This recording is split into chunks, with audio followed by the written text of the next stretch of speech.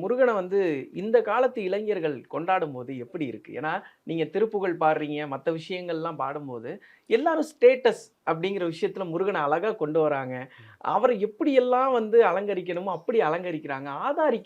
ஏன்னா அவங்களுக்கு இந்த அழகுதான். அ அ அது மாரிலாம் பண்றாங்க அப்படிங்கும்போது, இந்த தலைமுறை முருகன கொண்டாடுற பார்க்கும்போது எப்படி இருக்கு? இல்ல எந்த இளைஞர்களாக இருந்தாலும் முருகன கொண்டாடுவாங்க. ஏன்னு ம், கேட்டா முருகன் இளைஞன். இந்த ம், உலகத்துல நிரந்தர அழகன், இளைஞன் அப்படின்னா அது முருகன் தான். ம், திருமுருகாற்றுப்படை சொல்லுகிறது, "என்றும் இளையாய் அழகியோய்" அப்படின்னு சொல்லி. அப்ப இளைஞர்கள் தான் ஒரு இளைஞனை கொண்டாட முடியும். ம், அப்பேற்பட்ட கட்டிளம் காளையாக இளைஞனாக இருப்பவன் நம்முடைய முருகப்பெருமான். "காளை குமரேசன் எனக் கருதி தாளை பணியத் தவமெய்தியவா."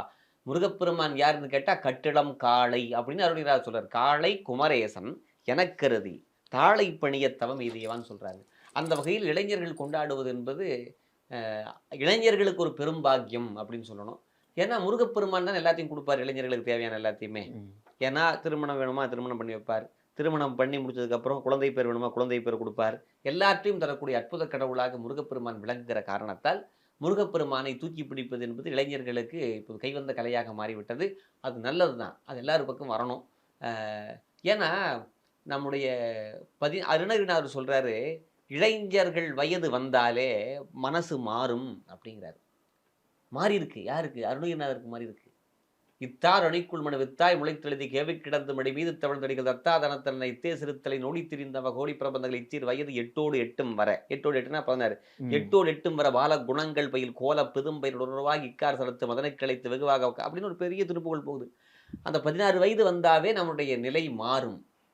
சிற்றின்பத்தின்பால் மனம் போகும். அப்படி இருக்கிற நேரத்தில, இப்ப இருக்கக்கூடிய பிள்ளைகள் எல்லாம், இளைஞர்கள் எல்லாம் சிற்றின்பத்தை விட்டுவிட்டு பேரின்பமாக இருக்கக்கூடிய பெருங்கடவுளாக முருகப்பெருமான் பக்தியில போறாங்க அப்படின்னு சொன்னா, முருகப்பெருமானுடைய அருள்தான். அப்பேற்பட்ட வகையில முருகப்பெருமான் ஈர்த்து ஆட்கொள்கிறார் அப்படின்னு தான் சொல்லணும்.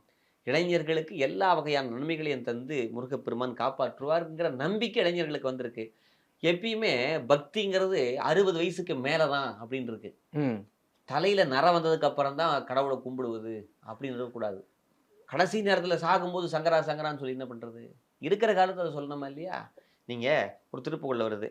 அ "வார்த்த வாய திறந்தா வார்த்தை வரல, இருமல் வருதுன்னு" வருது ஒரு திருப்புகழ்ல. தொந்தி ம். சரியாங்கிற பாட்டுல, "இருமல் கிண் கிண் என உறையே குளற, விழி துஞ்சு குருடு படவே" அப்படிங்கிறாரு. அப்ப கடைசி காலத்துல எதுக்கு? அது என்ன மாற்று சமயங்கள்ல தான் இளைஞர்கள் அந்தந்த சாமிகள அந்தந்த இளைஞரா இருக்கும்போது கும்பிடணுமா? இல்ல. இளைஞர்களாக இருக்கிறபோது இந்து சமயத்தில் இருக்கக்கூடிய பிள்ளைகள் ஏன் கும்பிடக்கூடாது?